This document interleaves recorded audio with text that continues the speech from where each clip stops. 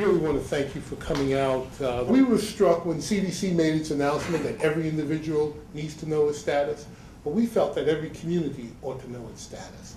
And so when we looked at HIV, we wanted to look at the burden of disease within communities. We wanted to understand where were the populations in communities that have the greatest risk for HIV and AIDS.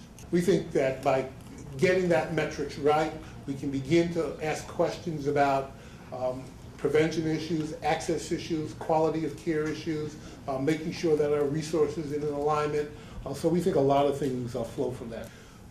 So this is what you're looking at now is AIDS. If you go up here where it says disease, you can click down this button and you can look at AIDS separately and HIV separately. You can go look at it for every state in the country. So if you click on California, it zooms into California, and within California you can go to every county in California, every congressional district in California. This is actually Maxine Waters' district.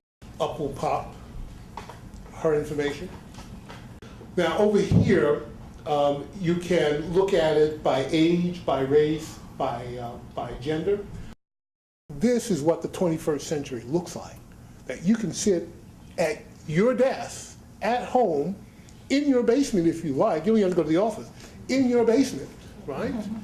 And no HIV in America. If we think of the AIDS pandemic as a global wildfire, then the way that you fight a wildfire is to identify the hot spots and to put them out. And the reality right now is, first of all, that we have not focused on the geographies in this country where the problem is the greatest, particularly those where it's growing the fastest.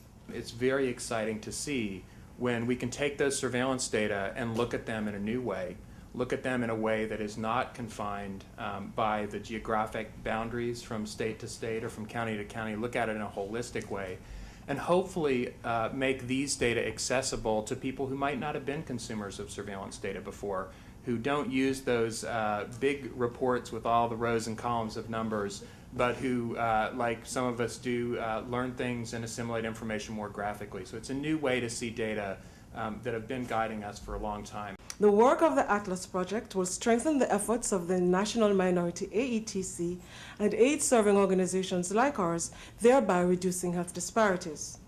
The Atlas shows exactly where the epidemic is and allows us to dedicate routine testing efforts and improve early diagnosis, treatment, support, and care in these hardest hit communities. We wanted to make sure that community organizations had the information that they needed, both to do the interventions in their community, as well as to talk intelligently to legislators. We think by presenting the numbers, we begin to change the conversation a little bit. The conversation really has to be about the facts. And so a part of what we're trying to accomplish with the Atlas, or with any of our atlases, quite frankly, is to create a more mature conversation in the 21st century about, so where are communities that have disease burdens? And be it HIV or diabetes or cardiovascular disease or end-stage renal disease, what you see when you map it is that there are discrete parts of the United States in where we have excess level of these chronic diseases. And the question is, what are the resources being applied to them? Do the communities have access to what they need? We think that by doing this, not only can we improve the quality of care that patients receive, but we can also manage our healthcare resources a lot better.